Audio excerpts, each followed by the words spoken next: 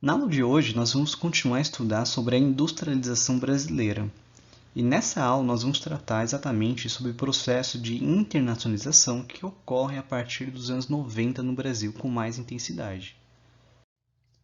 Lembrando que a industrialização no Brasil teve 4 fases, e essa aqui seria a nossa última fase. Nessa fase da internacionalização, nós temos o governo JK, a ditadura militar, e agora o contexto dos anos 90, que surge com a globalização e a nova ordem mundial. Os anos 90 marca o processo da nova ordem mundial.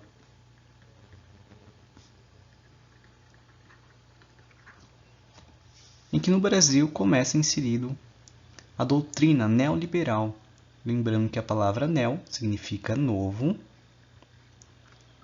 e trazendo a roupagem das ideias liberais. Esse ideário neoliberal ele veio principalmente fortalecido com a Conferência de Washington, que ocorreu em 1989, em que colocam regras para os países em desenvolvimento seguirem as políticas econômicas neoliberais, tendo os 2 agentes principais o FMI, o que gera então empréstimos para o desenvolvimento econômico, e o Banco Mundial, cujo objetivo maior é o desenvolvimento econômico, principalmente setores mais pobres. Lembrando que as características do neoliberalismo são a redução do Estado, tendo o que eles chamam de Estado mínimo, isso tanto na participação do Estado controlando, assim como nos gastos também. Então, será incentivados muitas privatizações, ou seja, venda de empresas estatais para empresas estrangeiras, geralmente. Também é aprovada a desregulamentação financeira, ou seja, um menor controle financeiro.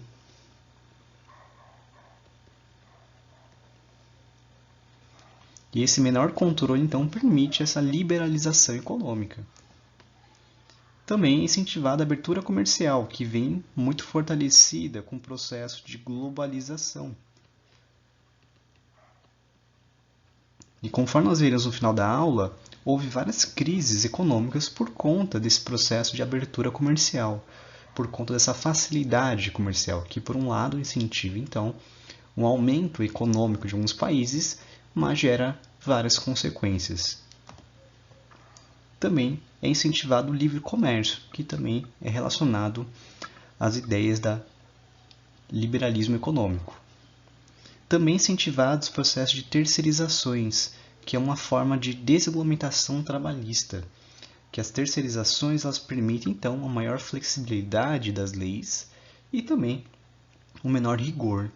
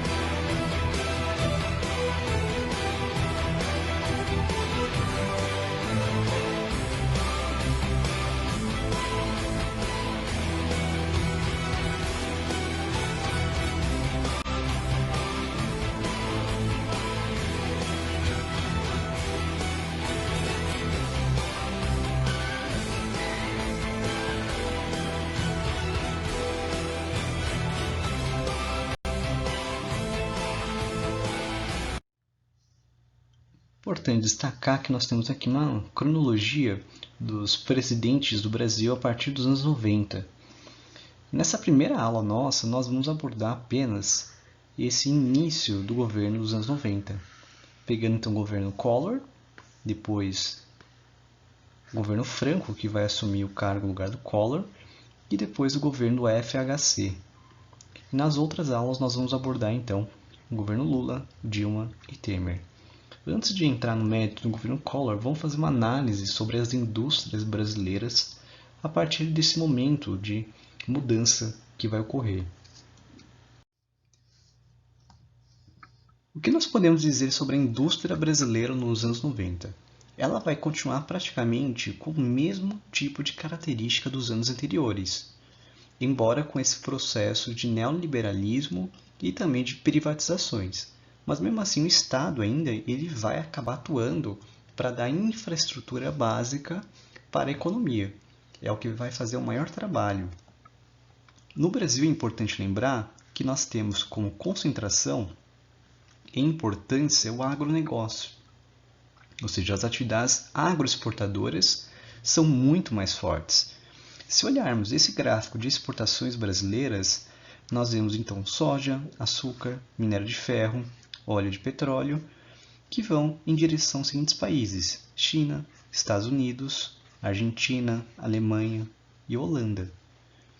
Enquanto nós importamos de outros países, como China, Estados Unidos, Alemanha, Argentina e Nigéria, produtos diferentes, como peças de veículos, medicamentos, carros, telefones e entre outras coisas. O Brasil manteve uma indústria de transformação, em que o Estado é o principal articulador da infraestrutura.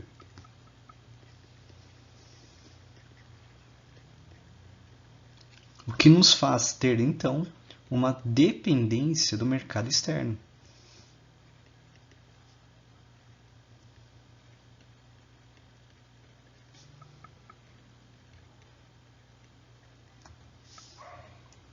O que nós exportamos, então, conforme dito, minério de ferro, petróleo bruto, soja, açúcar e carnes, em que eles são, então, essas commodities que nós vamos praticamente depender. E, obviamente, quando o mercado internacional está em crise, como atualmente, isso praticamente vai derrubar o nosso PIB. Na década de 70, aconteceu o processo de desconcentração industrial, que, na verdade, embora houve essa espacialização das indústrias, ela ainda foi, conforme já dito, concentradora de algumas regiões específicas. Ou seja, conforme nós vimos no mapa, a área da expansão industrial ela se dava principalmente nas regiões metropolitanas de São Paulo, Rio de Janeiro, entre outras. Principalmente em São Paulo se concentrava. O processo de desconcentração industrial ela espalhou essas indústrias então para a região sul do Brasil e para os interiores dos estados de São Paulo, das regiões do Sul e também do Rio de Janeiro e algumas regiões de Minas Gerais.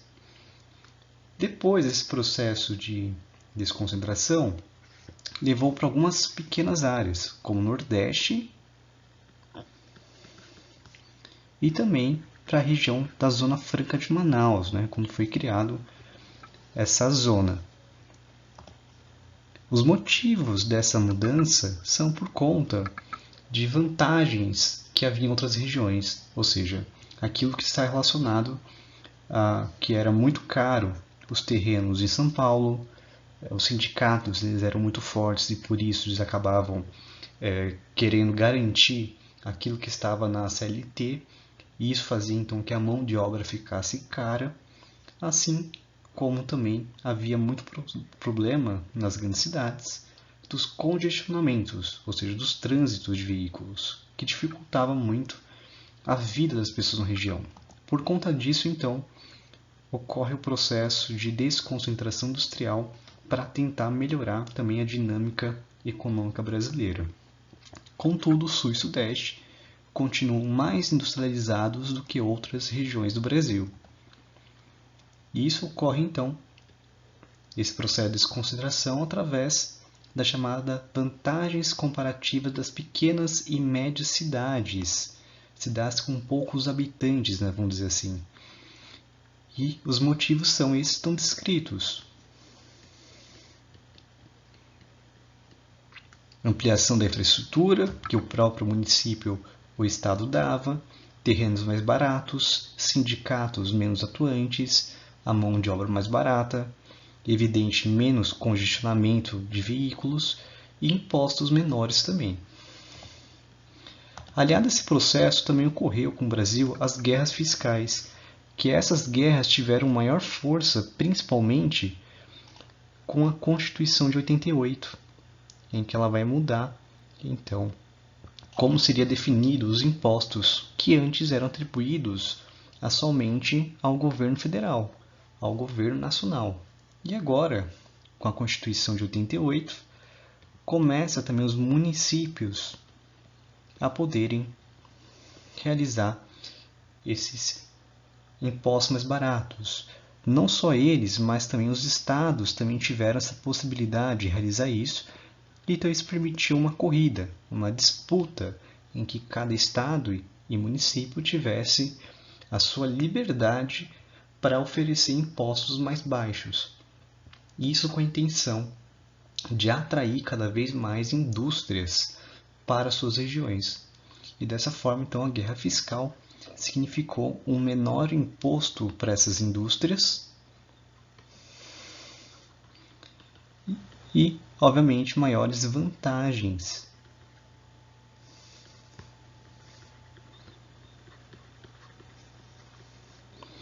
Isso vai ser, por um lado, bom, pois isso vai garantir que muitos municípios e cidades que tivessem condições de oferecer essa infraestrutura pudessem, então, garantir a entrada de indústrias na região. Contudo, isso ainda vai manter uma desigualdade social muito grande, uma vez que o município, então, para diminuir o imposto, ele vai ter que retirar de outro lugar. E com isso, então, acaba sendo discutido sobre a finalidade desses pontos que acabam, então, gerando maior desigualdade. Importante também lembrar que em 1991 teve a criação do Mercosul, em que vão estimular que as indústrias busquem proximidade com os mercados dos países vizinhos, como Argentina, Uruguai e Paraguai. Lembrando que as indústrias automobilísticas brasileiras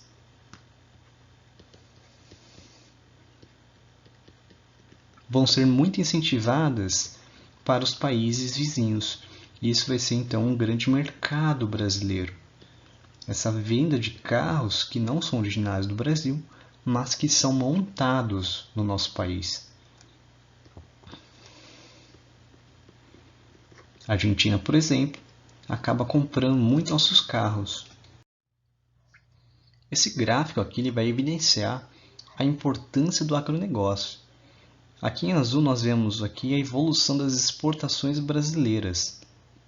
E em vermelho mostra então a exportação pelo agronegócio. Reparem como o agronegócio ele tira uma grande fatia de responsabilidade por conta das nossas exportações. E outro dado importante para fazermos uma comparação é que o Brasil ele cresceu bastante a partir de 94, com a estabilidade que o Plano Real vai nos dar, embora algumas crises econômicas vão acontecer no mundo, mas o Brasil ele vai ter um grande crescimento a partir dos anos 90. E justamente nós veremos aqui, conforme nós vemos a partir de 96, então o quanto seria mais ou menos a evolução anual, tendo uma variação acumulada, né, em cada governo. E repare que justamente o governo Lula ele é um reflexo desse crescimento econômico que aconteceu nos governos anteriores, principalmente do FHC, que vai ser o mais importante desses governos. E depois nós voltamos a falar o que acontece mais ou menos nos demais governos. E para vocês verem como o PIB brasileiro, por setor, ou seja, setor primário, que seria a agropecuária,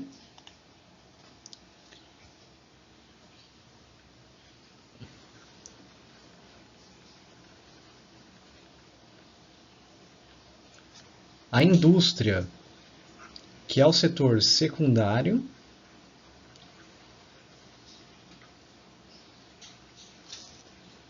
e de serviços, que é o setor terciário.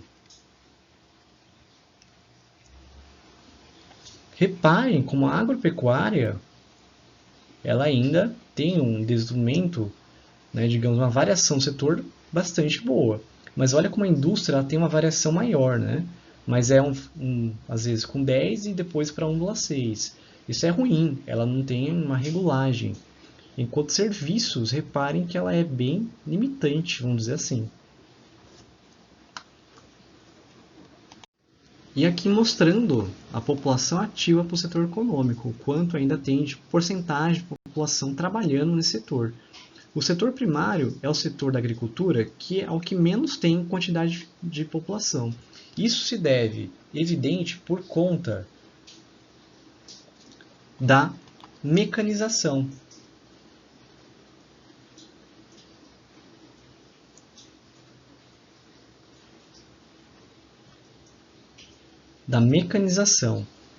Enquanto no secundário, reparem que ela tem 22% aí mais ou menos. Ela veio crescendo, né, vamos dizer assim. Em um momento cresceu mais e depois ela decaiu aqui nos anos 80. E o nosso setor terciário é o que é o grande correspondente, que ela vem justamente aumentando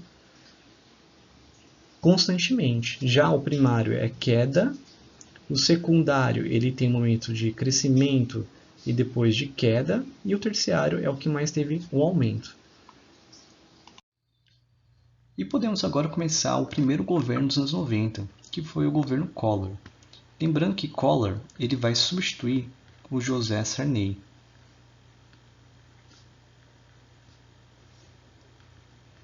Collor ele era governador de Alagoas. Não era muito conhecido no cenário brasileiro, mas a imagem que ele constrói é praticamente de um cara que vai combater a política tradicional. E justamente ele vai renovar então o que ele diria o Brasil. Também ele vai ser apelidado por muitos como caçador de marajás, por dizer que vai combater a corrupção no Brasil. O Collor ele vai assumir o governo de Sarney cheio de altas de inflação, isso em decorrência dos governos militares e seus empréstimos para crescimento brasileiro. O plano Collor, que é esse plano econômico, ele será um plano de fundo para o projeto neoliberal. Ele é a porta de entrada. E por isso, ele vai começar os processos de privatizações de milhares de empresas estatais, que elas vão ser mais privatizadas, digamos assim, durante o governo do FHC. Também vai ter as concessões de setores estratégicos, em que o Estado ele vai financiar ainda a infraestrutura. O Estado não perde importância mesmo com a política neoliberal. Então, reparem que são coisas diferentes. O neoliberal é a doutrina econômica, em que vai ter algumas vertentes, como, por exemplo, as privatizações, a redução do Estado, mas o Estado brasileiro ainda ele vai se manter como aquele que vai articular os principais setores estratégicos, então garantindo energia, garantindo mineração, garantindo soja e assim por diante.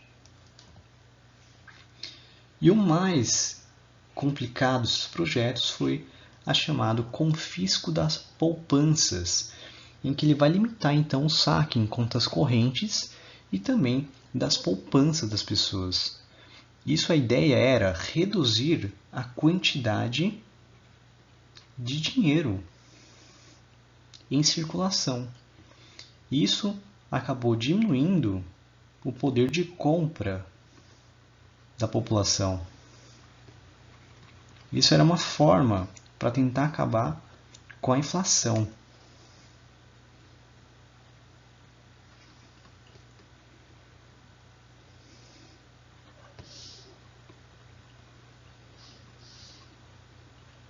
Hoje nós sabemos que isso aqui é um ato muito falho, é um ato muito questionável, isso gera outros problemas. Mas as pessoas não sabiam muito bem como controlar a inflação. Isso só vai ser feito realmente com um plano real que nós vamos ver depois. No dia 16 de março de 1990, a então ministra da Economia, Zélia Cardoso de Mello, deixava estarrecidos milhões de brasileiros que assistiam ao vivo à entrevista em que anunciava várias medidas de impacto: salários e preços congelados, extinção de autarquias, demissão de funcionários públicos, abertura da economia e o inédito confisco de contas bancárias e poupança por 18 meses. Quem tem no depósito à vista, quem tinha ontem no depósito à vista 50 mil cruzados, pode ir ao banco segunda-feira e sacar, se quiser, 50 mil cruzeiros, né? Ou quem tinha isso no overnight. O que excede isso, a parte excedente a esses 50 mil, fica depositada no banco, junto ao Banco Central, sob a titularidade da pessoa física ou pessoa jurídica, em forma de cruzados novos. A gente, como socialista e que vinha do combate à ditadura, a gente falava em terrorismo, de golpe militar, essas coisas todas. E já o país redemocratizado, 2 anos depois da Constituição Cidadã, a gente vê um presidente eleito na enganação, na euforia. E ele deu 2 golpes, na verdade. O primeiro foi exatamente o golpe do confisco. E outro golpe que ele deu depois, que é o chamado Plano Collor II, que foi as demissões de funcionários públicos e que colocou em disponibilidade. O Estado centralizou em si toda a poupança do país, surpreendeu o país inteiro com essa recolher todo o dinheiro em caixa, toda a poupança, todos os depósitos bancários, todos os certificados de depósitos bancários, todos os investimentos que nós temos aqui. E eu acho que isso mostrou que não se resolve a inflação através de decretos. A inflação ou é um politicamente consistente ou meras medidas, autoritárias que sejam, via decreto, via provisória, lei, não resolve. E conforme nós vimos, o confisco de poupança foi muito polêmico. Afinal, ele é muito visto como uma forma desnecessária. Em 92 começou a aumentar o escândalo que já havia nos anos 90, no início do governo do Collor, já denúncias e suspeitas de corrupção. Contudo, é somente em 92 em que o escândalo de corrupção vai ganhar a sua proporção a tal ponto a derrubá-lo. E lembrando que ele tinha uma imagem de combater a corrupção, de ser um cara limpo e justo. Para entendermos um pouco melhor como ocorre esse escândalo de corrupção, veremos 2 notícias. Em maio de 92, a revista Veja, que havia antes chamado ele de Caçador de Marajás, coloca o título Pedro Collor, que é o irmão do presidente, conta tudo, em referência ao esquema de desvio de dinheiro do presidente para paraísos fiscais, que foi montado durante a época da campanha do presidente com seu ex-tesoureiro da campanha, o PC Farias. A entrevista de Pedro Collor levou à criação de uma CPI no Congresso, em que analisaria então se realmente houve ou não corrupção. Em junho de 92, o motorista Francisco Heriberto confirmou a outra revista brasileira que transportava cheques da empresa de PC Farias, que pagavam despesas pessoais de Collor e a mulher dele, que era Rosane Collor. E essas informações então levaram a um outro processo, já com a CPI em andamento. Em julho, um mês depois, foi encontrada então a prova definitiva que ia então ser colocada pela CPI como realmente uma prova contundente de uma corrupção.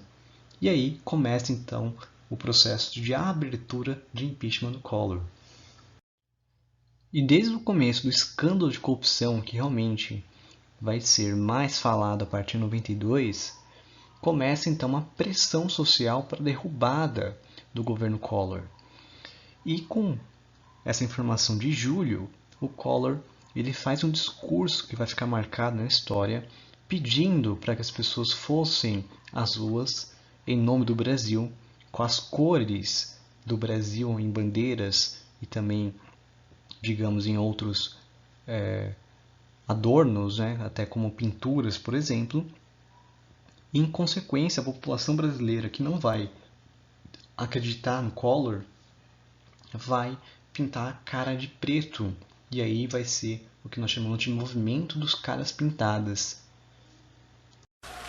Nós somos a maioria. Nós aqui presentes somos a maioria. A maioria silenciosa, é verdade, mas uma maioria fiel e trabalhadora. A minoria atrapalha, a maioria trabalha.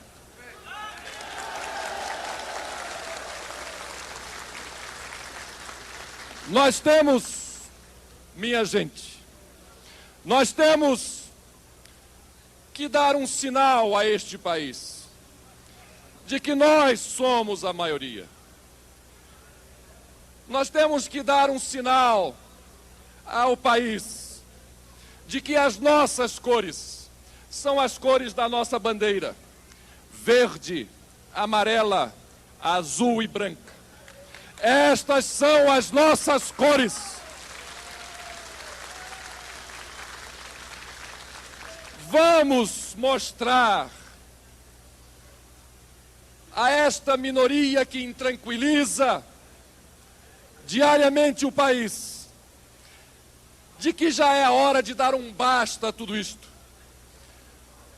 A sociedade brasileira quer tranquilidade para poder trabalhar pelo engrandecimento da nossa pátria querida.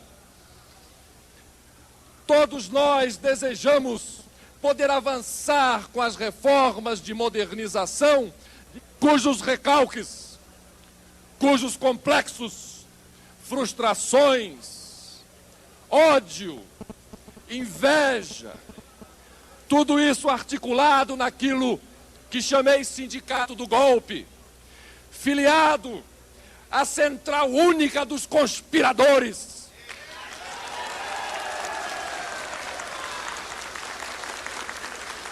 Nós temos que mostrar a estes que nós desejamos trabalhar pelo país, mostrar as nossas verdadeiras cores, o nosso verdadeiro credo, a nossa verdadeira fé. A nossa fé é na ordem e no progresso. A nossa crença é no país. Vamos inundar este Brasil de verde e amarelo. Vamos mostrar as nossas bandeiras. Vamos mostrar as cores que animam o nosso espírito. Mostrar as cores que balançam o nosso coração, que são o verde, amarelo, azul e branco.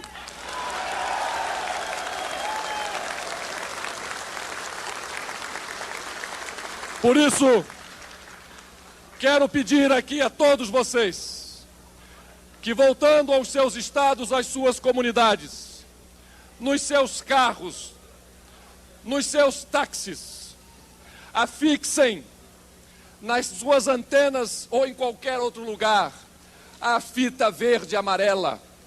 Peçam às suas famílias para que no próximo domingo, peçam às suas famílias que no próximo domingo, e esta é uma mensagem que eu dirijo agora a todo o Brasil, a todos aqueles que têm esta mesma profissão de fé, que saiam no próximo domingo de casa com alguma peça de roupa numa das cores da nossa bandeira, que exponham nas janelas, que exponham nas suas janelas toalhas, panos, o que tiver nas cores da nossa bandeira. Quero pedir isto a vocês e irei cobrar de vocês esse pedido que lhes faço, porque assim, no próximo domingo, nós estaremos mostrando aonde está a verdadeira maioria. Estaremos mostrando aonde está a verdadeira maioria. Na minha gente, no meu povo, nos pés descalços, nos descamisados, naqueles por quem fui eleito e para quem estarei governando até o último dia do meu mandato.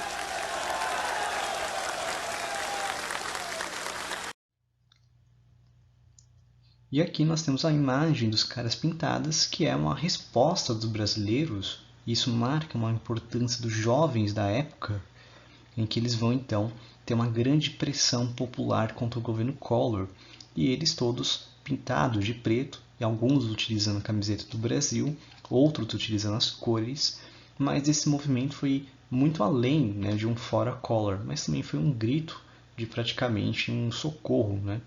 E lembrando então que antes não era permitido as manifestações e agora é possível manifestar. Mas os movimentos caras pintadas foi um movimento muito importante nesse período dos anos 90, um período de redemocratização.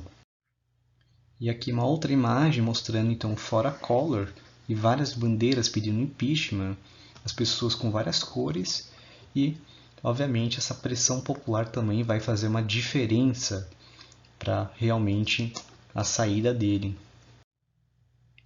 Então, a abertura da CPI ocorre em 92 e com a descoberta, né, de provas que realmente levavam a comprovar que era uma corrupção, houve então a abertura do impeachment.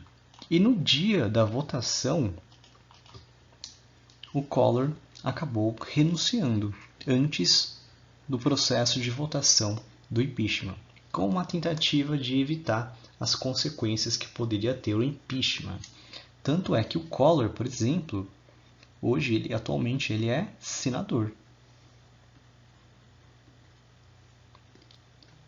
E o mais interessante ainda é que em 94, o Supremo Tribunal Federal, ele absolveu o Collor por corrupção passiva por falta de provas. Então, mesmo com o impeachment, ele ainda teve esse processo de absolução. E com a saída do Collor em 92, quem entra é o Itamar Franco, que é seu vice-presidente e vai continuar até o final do mandato, que seria em 94. Com a saída do Collor, então temos o governo Itamar Franco, que vai governar desde o processo de afastamento do Collor, quando será feito o processo de análise do impeachment, e também até a renúncia do Collor, o que aí torna Itamar Franco como presidente do Brasil.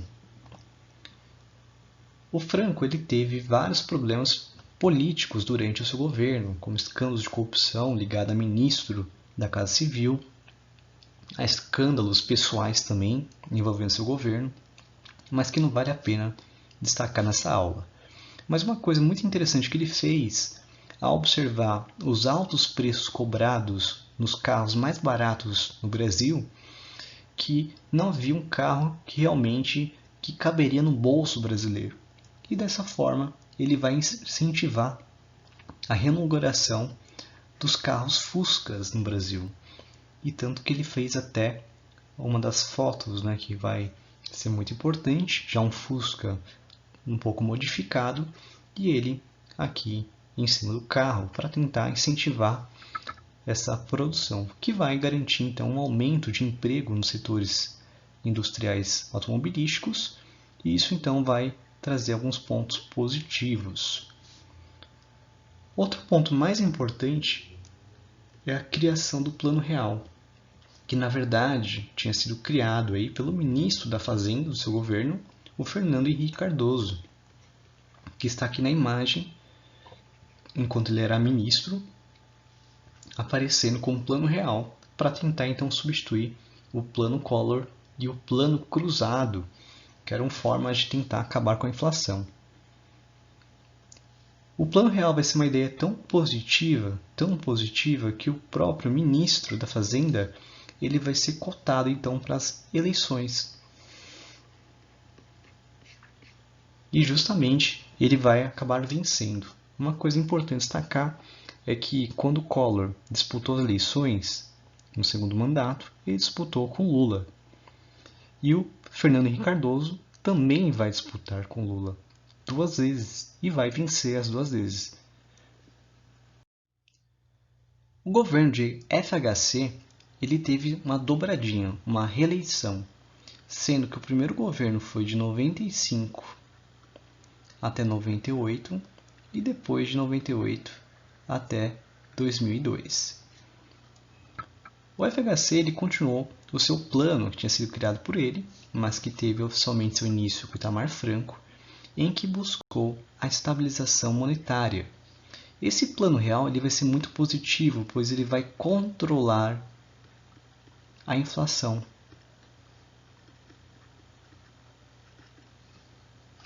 De 1965 e junho de 1994, o Brasil lutou contra uma inflação acumulada de mais de 1 quadrilhão%. É comparável apenas à da Alemanha após a Primeira Guerra Mundial. Veja só a Dona Maria. Sofá estofado por 10 mil dinheiros. É só aqui, nas Casas Piauí. Dona Maria sacou a quantia no banco no mesmo dia, mas deixou para ir à loja uma semana depois. Se deu mal. Chegando lá, o sofá já passava de 11 mil. Sem dinheiro suficiente, esperou mais uns dias, juntou uma graninha. Voltou à loja, mas com 40% de inflação ao mês, o sofá foi para lá dos 14 mil dinheiros. Para Dona Maria, só restou curtir a rinite e a dor nas costas. Agora, imagine só a mesma lógica para comida e remédios. Planos Cruzado, Bresser, Verão e Collor. Todos fracassaram contra a inflação usando a mesma tática, o congelamento dos preços. O produtor era impedido de repassar custos ao preço final. Para não perder rendimento, diminuía a produção. Ao mesmo tempo, todos corriam às lojas e as prateleiras logo ficavam vazias. Não restava nada mais ao governo senão descongelar os preços e à inflação nada mais senão voltar ainda maior. Até que veio o Plano Real, menos imediatista, tratando primeiro a causa, depois o efeito. Em 93, mandou para o lixo a fabriquinha de dinheiro do governo. Assim não era mais possível imprimir grana sem receitas em caixa. Aí, cortou gastos e colocou empresas públicas à venda para baixar o peso dos investimentos sobre os ombros do Estado. A outra parte da conta a gente pagou com mais impostos para elevar receitas. Entre 93 e 94, a arrecadação federal saltou 25%. Só então, com a casa arrumada, em março de 94, veio a Unidade Real de Valor. Em vez de os preços serem corrigidos em relação à inflação passada, eram remarcados pela URV. Não era uma nova moeda ainda, mas uma tabelinha que diariamente corrigia os preços em cruzeiro real, o nome da moeda da época. Dessa forma, acabou a remarcação baseada no passado e na expectativa futura. Os produtores conseguiam calcular com maior precisão o custo a ser repassado ao consumidor. Entre maio de 93 e junho de 94, a inflação mensal foi de 28% para 47%. Ela até que pensou, tô aqui numa relax, numa tranquila, numa boa, só que não. Em 1º de julho de 94, veio a nova moeda do Brasil, o real, valendo 2.750 cruzeiros reais, com a credibilidade do poder de compra do dólar americano. E a inflação foi domada, tombou de cara para 7% ao mês. Com alguns repiques, não sai hoje da faixa dos 6% ao ano. E sabe aquela galera que não conseguia comprar nem sofá, nem comida, nem remédios? Pois bem, parte dela foi salva. A miséria caiu 18% no Brasil em 2 anos, nos cálculos da Fundação Getúlio Vargas. Bem, e o resto é aquilo que você vê no supermercado. A inflação pode não ser mais aquela, mas não tá morta ainda não. Portanto, todo cuidado. Outra forma que ele fez foi criar agências reguladoras, agências de fiscalização, controle e administração, e entre outras, como por exemplo, a ANEEL, Agência Nacional de Energia Elétrica, a Anatel, Agência Nacional de Telecomunicações, a ANAC, Aviação Civil, e a ANS, Agência de Saúde Suplementar. Como o governo FHC era um governo de continuação neoliberal, ele vai então comandar as privatizações no Brasil, destacando que no governo FHC ele vai ter muito mais privatizações do que seu governo antecessor, o governo de Collor e Itamar. Conforme nós vemos aqui, esses foram as indústrias estatais privatizadas no primeiro governo da Nova República, e esses são já dos governos do FHC.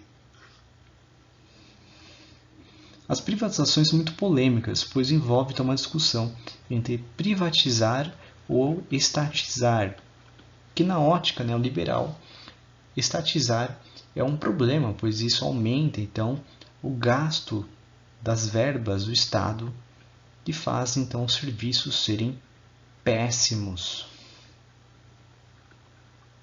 Só que as privatizações também não são um mar de rosas, isso é importante destacar, que embora isso permita então reduzir o inchaço do Estado, a qualidade do serviço de muitas empresas privatizadas não são tão boas.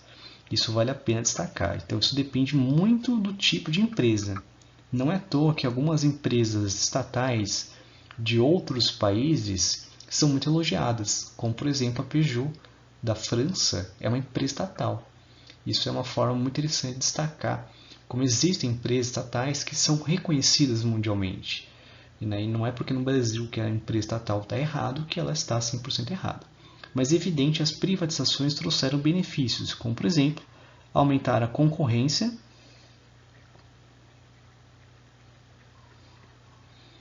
mas acabaram elevando o preço de alguns produtos e em outros momentos, para reduzir esse custo, ele reduziu também a qualidade. E aí a gente pode lembrar das empresas de telefonia no Brasil, como a Vivo, Oi, TIM, que são muito criticadas pelo seu serviço. Os anos 90, para muitos, foram os anos incríveis, mas nem foram tão incríveis assim. Afinal, teve várias crises políticas e econômicas, inclusive também várias guerras, né? Aqui eu vou citar 3 crises que rolou mundialmente e teve consequências por conta dessa globalização, ou seja, por conta dessa interconexão mundial maior, acabou tendo consequências no Brasil. Tendo primeiro a crise do México, ou como chamada mais popularmente de efeito tequila. Por que esse nome efeito tequila? Lembrando que tequila é uma bebida muito famosa, né, muito forte, e que sua ressaca, é evidente, ela pode ser muito cruel, né, dores de cabeça. E por isso é importante entender então que ao longo de 94, no México, as reservas internacionais caíram, isso por conta também de uma concorrência maior do México com outros países, né, como por exemplo, vai ter o México concorrendo com os países asiáticos, isso que a China ainda nem era tão forte nessa época, mas também os tigres asiáticos. Lembrando também que em 94 começa o NAFTA, que vai abrir as portas do México para produtos importados dos Estados Unidos. Isso vai aumentar praticamente uma dificuldade econômica, em que vai ter um peso a desvalorização da moeda mexicana. E isso vai reduzir então o PIB mexicano e vai provocar reflexo em vários países, né? E esse efeito tequila, ele ocorreu em menos de 6 meses depois do lançamento do Plano Real.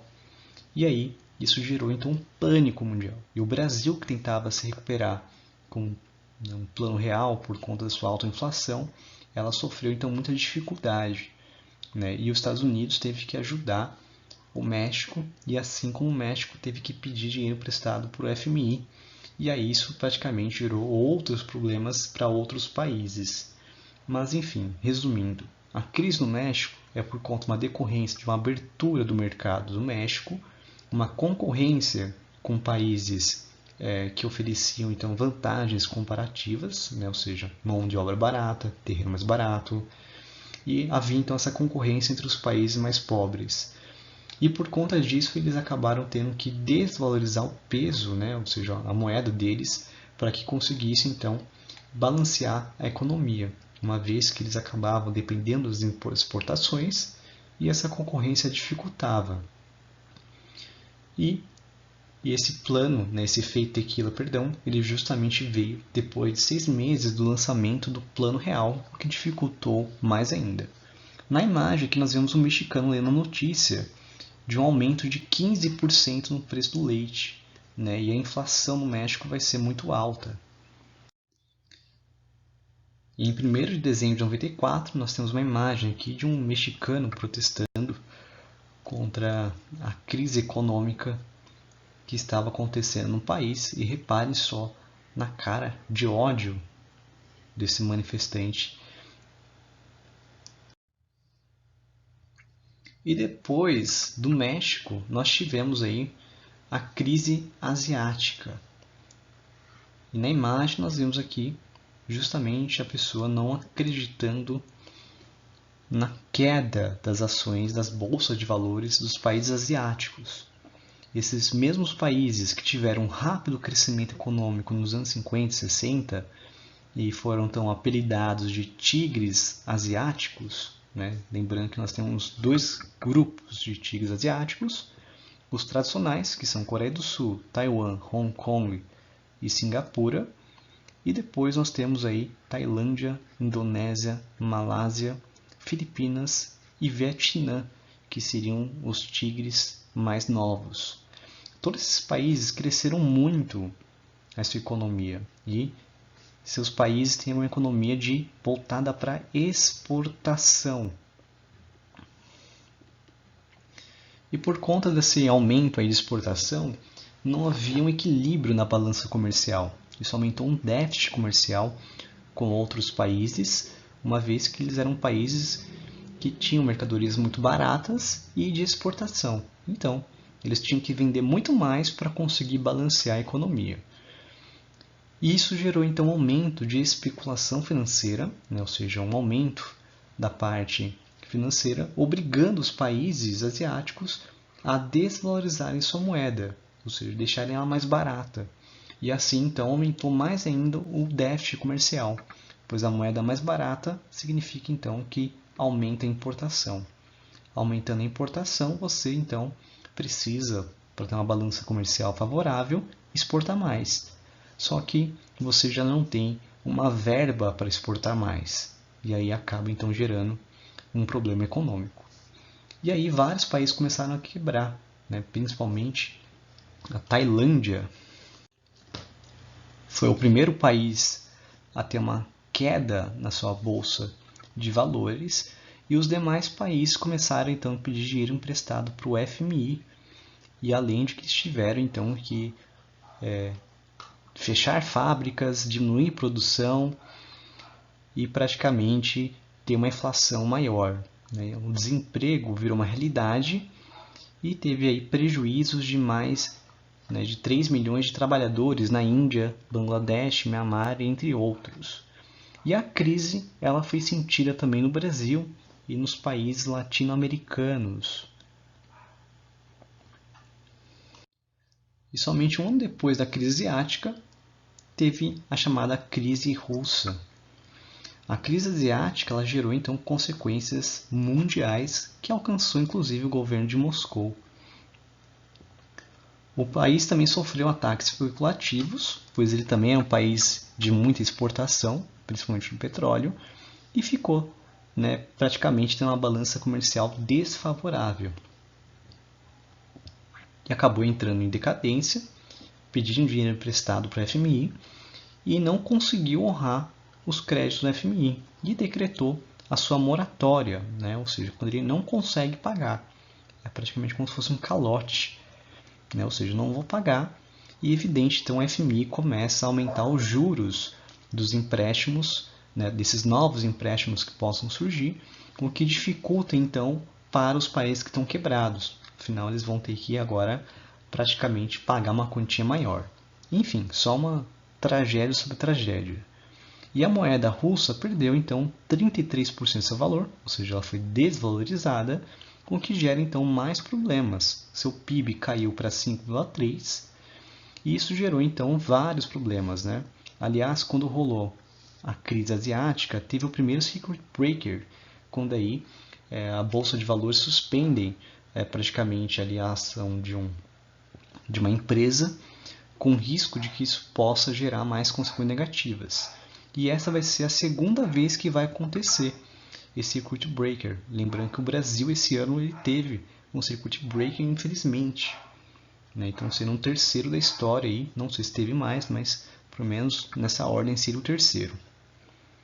E aí um dos maiores fundos americanos, o Long Term Capital Management, obrigou, né, os Estados Unidos, o Banco Central americano, a exigir de bancos privados 3,5 bilhões para proteger os investidores, né? Ou seja, dizendo também que os Estados Unidos poderia sentir essa crise.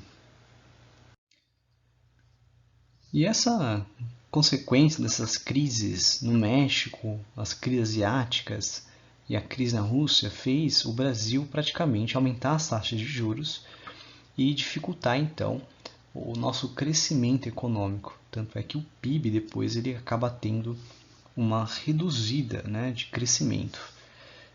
Em 98 nós tivemos uma outra mudança também muito importante destacar.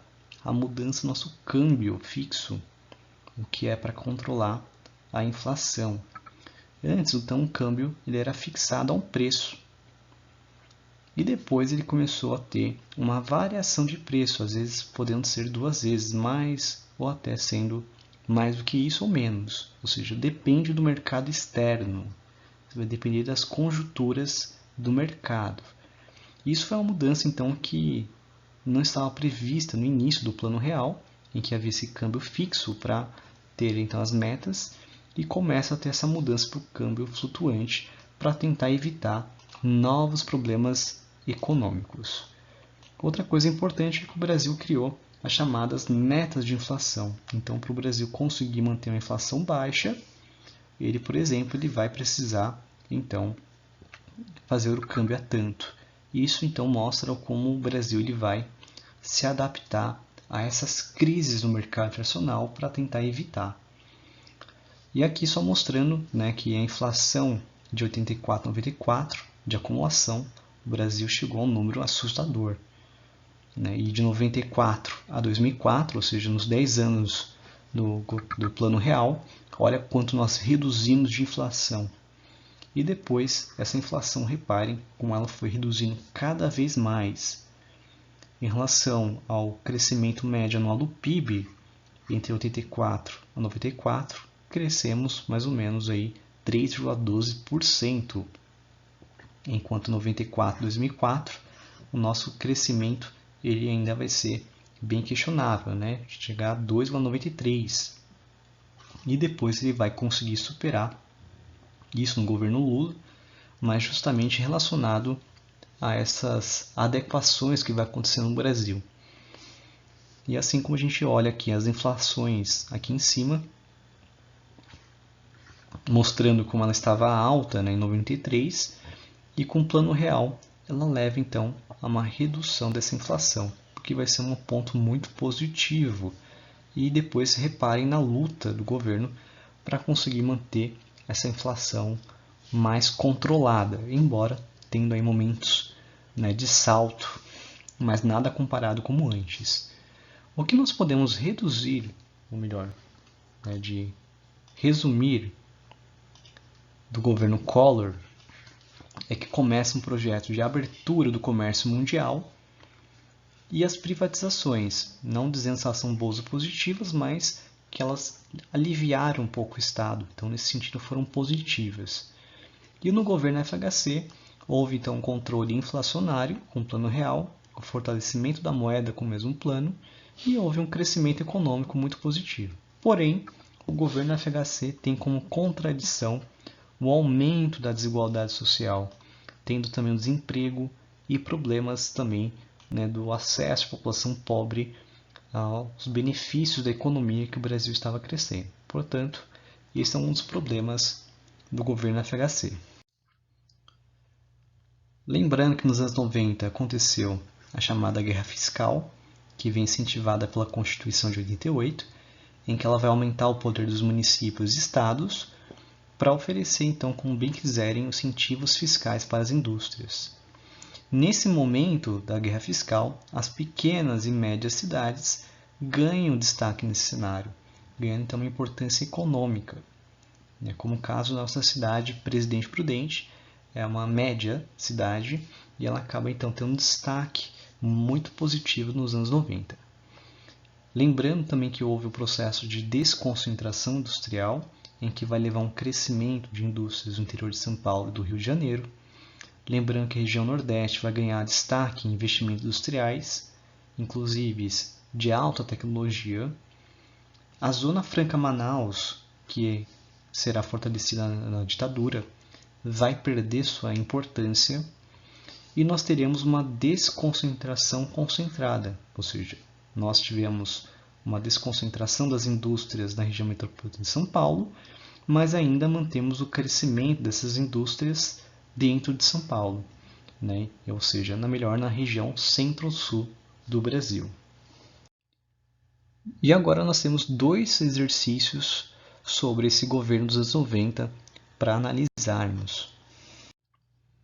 A primeira questão é da FUVEST 2012, que diz assim: o presidente do Senado, José Sarney, disse nesta segunda-feira que o impeachment do ex-presidente Fernando Collor de Mello foi apenas um acidente na história do Brasil. Sarney minimizou o episódio em que Collor, que atualmente é senador, teve seus direitos políticos cassados pelo Congresso Nacional. E diz: eu não posso censurar historiadores que foram encarregados de fazer história, mas acho que talvez esse episódio seja apenas um acidente, que não deveria ter acontecido na história do Brasil, disse o presidente do Senado. Sobre o episódio mencionado na notícia acima, pode-se dizer acertadamente que foi um acontecimento. Bom, o impeachment ele tem que ser entendido que foi de grande impacto, não que foi acidental ou que não que teve menor história política recente, embora ele possa ser chamado de desejado, né, evidente pela maioria dos brasileiros, a não ser que seja sadomasoquista e queira um impeachment, isso é um problema. Mas aqui, se a gente analisar AE, por exemplo, ele diz: indesejado pela imensa maioria dos brasileiros, que provocou uma onda de comoção popular e permitiu o retorno triunfal de Fernando Collor à cena política. Lembrando que o Collor, conforme dito ali em cima, teve seus direitos políticos cassados. Portanto, essa E está errada. Assim como a D, que refere ao impeachment como menor na história política recente do Brasil, também está errado. A C diz que foi acidental, uma vez que foi considerado ilegal. Não, ele foi absolvido, mas é diferente. Também está errada a C. A B diz que foi nebuloso e pouco estudado pelos historiadores, que sua maioria trataram de censurá-lo, impedindo uma justa e equilibrada compreensão dos fatos que envolve. Também não. O que nos deixa, então, como correta a alternativa A, relacionando que foi um grande impacto na história do Brasil. E a segunda questão é da IBMEC 2012, que diz assim: decisiva para a história de Fernando Henrique Cardoso nas eleições presidenciais de 94 foi a execução do Plano Real, lançado em julho daquele ano, quando ele ocupava o posto de ministro da Fazenda do presidente Itamar Franco. Foram características do plano econômico que marcaram a entrada em circulação da nova moeda, e aí ele tem 3 afirmações. A primeira diz assim: a ampliação da intervenção do Estado na economia. Bom, lembrando que a política econômica que teve foi neoliberal, o que é totalmente diferente então com essa ideia de participação do Estado. Uma coisa foi para controlar a inflação, mas isso não quer dizer que ele acabou tendo uma intervenção do Estado na economia, mas sim apenas para controle inflacionário. São 2 coisas. E outra, ele diz aqui que houve uma ampliação. Não teve. No 2, o estímulo aos investimentos estrangeiros para acelerar o crescimento da economia. Bom, isso aqui é verdade. Houve isso sim. Então a gente pode eliminar a A, a C, que diz que é apenas A3. A D também podemos eliminar, pois ela diz que é 1. E nós ficamos em dúvidas entre a B e a E. E temos que analisar a terceira, que diz que um amplo programa de privatizações que inclui, dentre outras, a venda da CSN, do sistema Telebrás e da Petrobras. A CSN, por exemplo, ela foi privatizada em 1993, ou seja, não foi no governo do FHC. Portanto, essa 3 está errada, fazendo com que a gente marque então a alternativa B de bola.